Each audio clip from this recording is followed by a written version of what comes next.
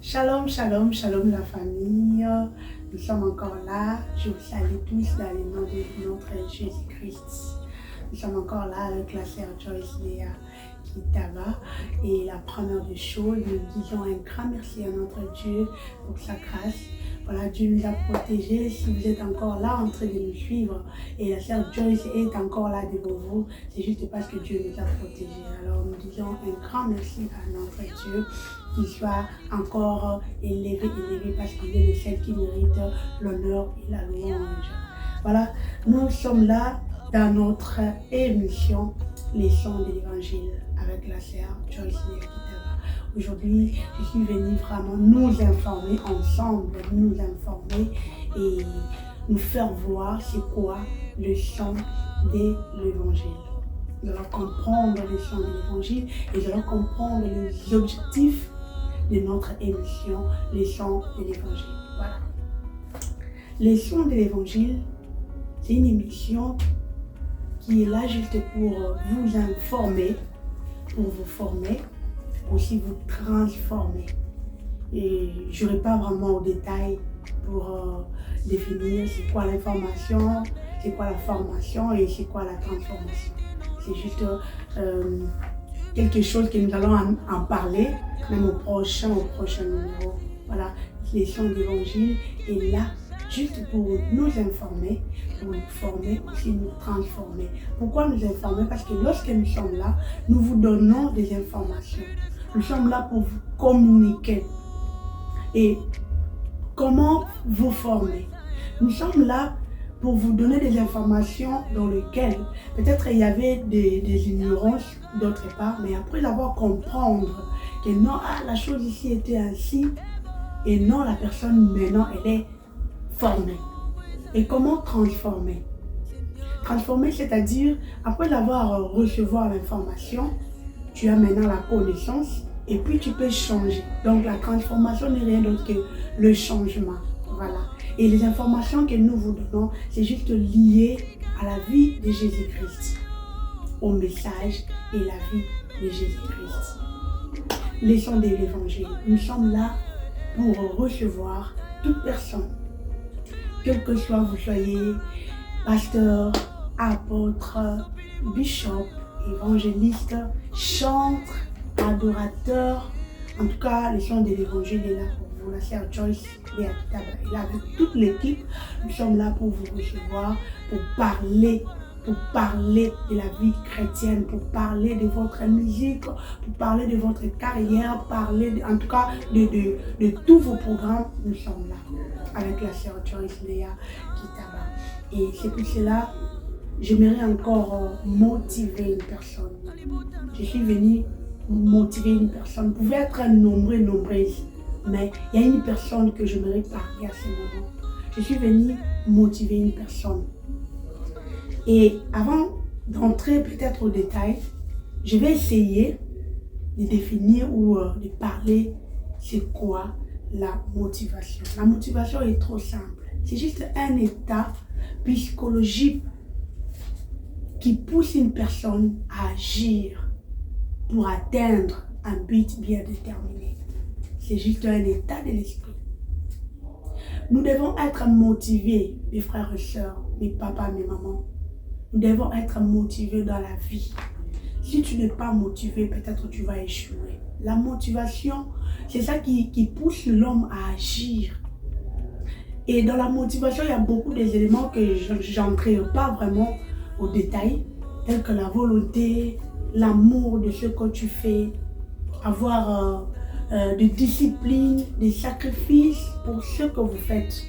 Vous devez être motivé. Même si vous soyez chanteur, même si vous soyez prédicateur, que vous soyez qui que ce soit, berger, apôtre, dans tous les domaines de la vie, vous devez être motivé. Quand vous êtes motivé, vous allez constater que non, cette motivation va vous pousser à atteindre vos objectifs. Parce qu'aujourd'hui, beaucoup de gens vivent pas selon eux, pas selon leur cœur, mais la personne est en train de vivre selon les gens. La personne est là pour suivre ce que les gens disent. La personne est là pour obéir à ce que les hommes disent, mais pas ce que son cœur lui dit. Pourquoi? Parce que la personne n'est pas motivée. Tu veux faire quelque chose, mais en toi, toi-même, tu mets des doutes, tu as la peur. Pourquoi? Parce qu'il y a quelqu'un qui t'a dit, en tout cas, ce que tu fais là, tu vas échouer. Tu as oublié qu'il y a quelqu'un qui n'a rien dit encore à propos de ta vie. C'est lui qui a les derniers mots de ta vie, c'est Jésus-Christ de Nazareth. Je suis venu motiver une personne à ce moment dans la vie pour bien évoluer. Ferme tes oreilles, ferme tes yeux, fixe seulement tes yeux à Golgotha. Il ne faut pas suivre les gens. Et puis, il ne faut pas essayer de vivre la vie de comparaison. Non, on peut être même des jumelles. La sœur Joyce, exemple, je suis jumelle. Mais on n'a pas la même destinée. Moi, je suis moi et ma jumelle, elle est elle. Pour dire que chaque chose a son temps. Si tu es motivé de faire quelque chose dans la vie, tu demandes la volonté de Dieu, tu es convaincu de cela. Bien aimé, il ne faut même pas regarder les gens. Parce que les gens seront toujours là. Vous savez, dans cette vie, même si tu fais bien, on va t'acclamer. Si tu fais bien, on va t'acclamer. Si tu fais mauvais, des fois, les mêmes personnes, ils seront là pour te pousser mon code. Alors, tu dois être prudent par rapport à ce que tu vis. Tu dois comprendre que ta vie dépend que de Dieu. Pas de qui que ce soit. Moi, j'ai toujours dit, même ma vie ne dépend jamais de mes parents. Mon père, ma mère, mes frères et sœurs, ma vie dépend que de Dieu. Et de même aussi avec toi. Tu veux commencer peut-être un business. Tu veux commencer quelque chose. Consulte Dieu. Ne compte pas sur de best friends, les meilleurs amis. Ne compte pas sur ma famille. Il ne faut jamais compter. J'ai mon frère, j'ai mon oncle, j'ai qui que ce soit. Non. Il faut compter à Dieu. Parce que la même personne peut être là à côté de toi quand tu veux commencer. Parce que la personne sait que tu es encore néant. Mais demain, quand Dieu va t'élever de 0 en 0, la même personne peut devenir ton ennemi. Alors, fais très attention. Fais très attention dans cette vie. La vie que tu mènes, c'est la vie des enfants de Dieu. Même cette musique, aujourd'hui, on peut chanter, nous sommes là, en train de chanter pour la gloire de Dieu, en train de prêcher la parole. Quand aujourd'hui, on nous prêche, tu vas voyager, tu vas te marier, nous sommes là, amen, amen. Mais qu'est-ce que tu fais? Quels sont les efforts que tu fais pour avoir ce travail? Toi-même, tu es là en train d'inciter le travail. Hey, je reste à la maison, j'entends seulement or tu ne sais pas que peut-être tu dois comprendre le langage de Dieu. Je suis venu motiver une personne en ce moment. Vous qui me suivez de partout, que tu dois être motivé dans les bons. Surtout si la chose là n'est pas mauvaise. En tout cas, il faut consulter Dieu. Il faut faire confiance à notre Dieu. Il est notre papa. À des fois, nous l'appelons notre ami. Il est notre ami, il est notre papa. Voilà pourquoi le son de l'évangile est là, juste pour nous motiver dans toutes choses que nous faisons dans la vie. Ayons confiance en Dieu. Et puis, ne vivez pas comme si quelqu'un est en train de vous suivre. Non, non. Sois posé, sois calme. Ne soyez pas trop agité dans la vie. Si tu vois l'autre est béni, bénis l'Éternel parce que ton tour aussi viendra. Si quelqu'un est marié, c'est son tour. Ton tour viendra. Si quelqu'un a des enfants, c'est son tour. Ton tour viendra. Si aujourd'hui quelqu'un est marié, ce n'est pas dire que non, la personne là s'est mariée à tous les maris du monde ou à toutes les femmes du monde. Non. Si peut-être la maman là a des enfants aujourd'hui, cela n'est pas dire que non, les enfants que la maman là a, elle a fini tous les enfants du monde. Non. Si peut-être quelqu'un vient de voyager, cela n'est pas dire que non, la personne a tout fini le voyage. Non, ce n'est pas ça. Chaque chose a son temps. Ecclésiaste chapitre 3 verset 1er. Il y a un temps pour toutes choses. Il y a un temps pour toutes choses. Il faut croire en notre Dieu parce que notre Dieu n'abandonne jamais. Et surtout, beaucoup de choses que j'aimerais motiver. Que nous ne pouvons pas seulement être là pour prier pour des choses matérielles.